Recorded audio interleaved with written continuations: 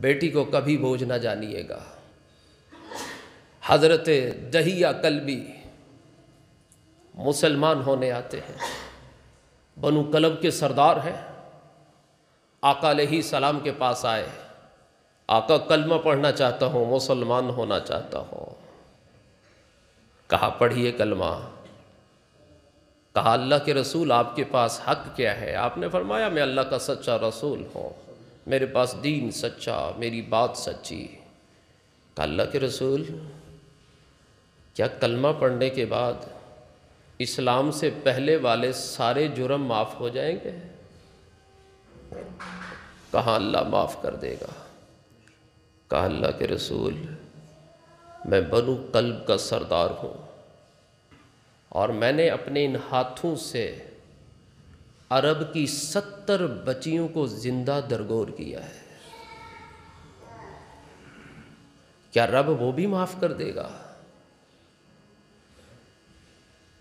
آقا نے فرمایا الاسلام یہدم ما کان قبلہ، جو جہالت میں ایسا تھا اگر وہ کلمہ پڑھ لے، سچے دل سے توبہ کر لے، اسلام میں داخل ہو جائے، اللہ اس کے سارے گناہوں کو معاف کر دیتا ہے۔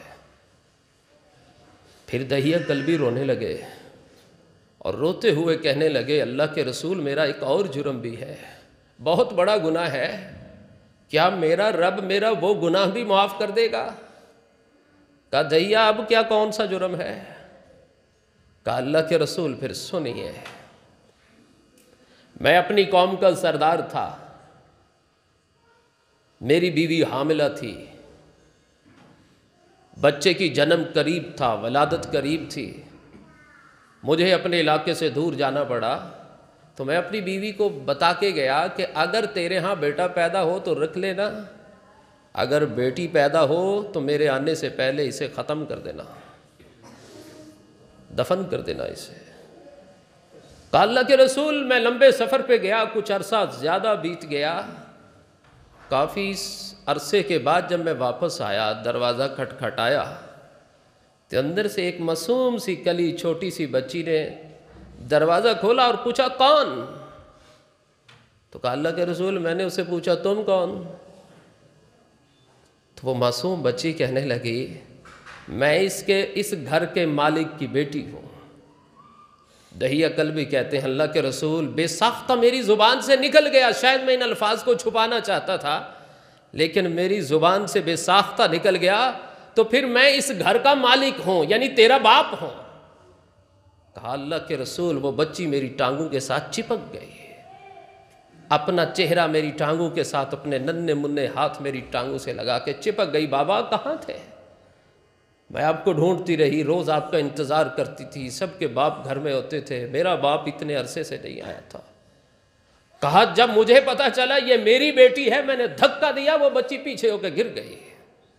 کہا میں اندر گیا، بڑے غصے سے بیوی سے پوچھا یہ کون ہے؟ کہا بیوی روتے ہوئے کہنے لگی یہ آپ کی بیٹی ہے۔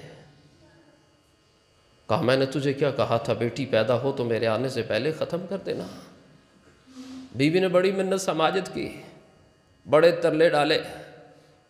حضرت دہیہ فرماتے ہیں میں نے ایک دن ضد کر لی، لوگ کیا کہیں گے، میری برادری کیا کہے گی، میری سرداری کیا کہے گی، لوگوں کی بیٹیاں تو زندہ درگور کرتا رہا، جب اپنے گھر میں پیدا ہوئی تو اس نحوست کو رکھ لیا۔ کہا میں نے زبردستی اس بچی کو پکڑا، میری بیوی پاس آئی، میں نے اسے دھکا دیا، وہ گر گئی، میں اپنے بچی کو ساتھ لیا اور چل پڑا۔ وہ معصوم بچی کہنے لگی بابا کدھر جا رہے ہیں؟ نانوں کے گھر۔ بابا کہاں جا رہے ہیں؟ مجھے کوئی چیز لے کے دینے کے لیے؟ کہا میں نے اس کی کسی بات کا جواب نہ دیا، اپنے گھر سے کافی دور جا کے میں نے اس بیٹی کو ایک سائیڈ پہ بٹھایا اور صحرا کے اندر ایک گڑھا کھودنے لگا۔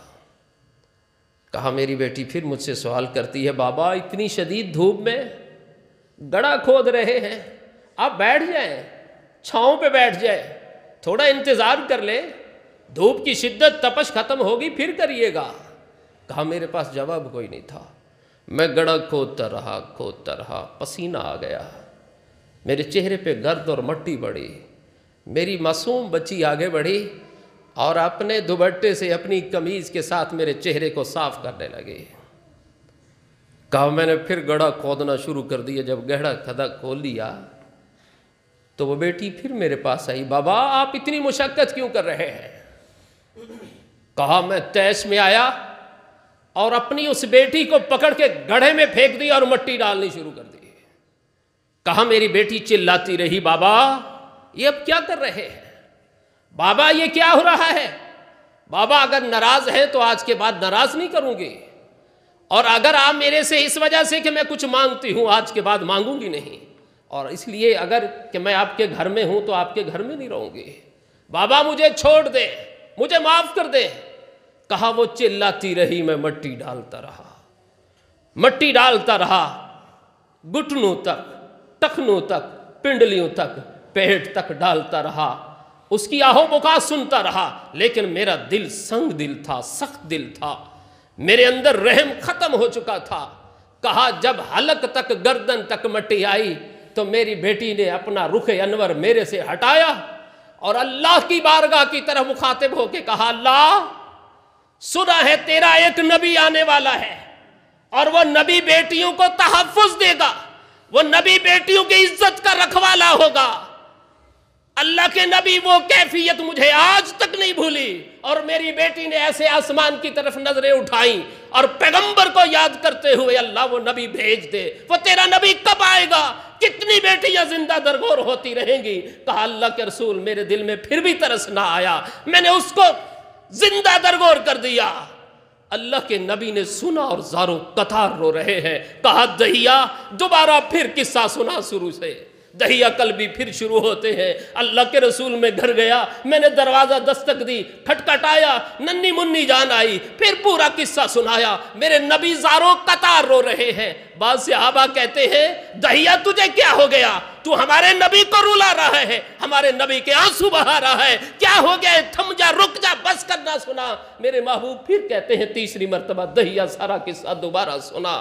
میرے نبی نے 3 مرتبہ اس سے پورا قصہ سنا، پورا واقعہ سنا، اور آپ علیہ الصلوۃ والسلام کی آنکھوں سے آنسو کی لڑیاں بہہ رہی ہیں، روتے جا رہے ہیں. اور پھر اس موقع پہ میرے نبی نے فرمایا من آل جاریتین حتی تبلغا، جس کو میرے رب نے 2 بیٹیاں دی اور اس کو بوجھ نہ سمجھا، ان کی تربیت کی، جا یوم القیامہ انا وہوا، کل قیامت کے دن میں اور ان بیٹیوں کی صحیح پرورش کرنے والا، بوجھ نہ سمجھنے والا، کل قیامت کے دن میرے ساتھ ایسے ہوگا انا وہوا، جیسے یہ 2 انگلیاں شہادت والی، اور وہ ساتھ ہے قیامت کے دن مجھ نبی کے ساتھ وہ بیٹیوں کا باپ ایسے کھڑا ہوگا.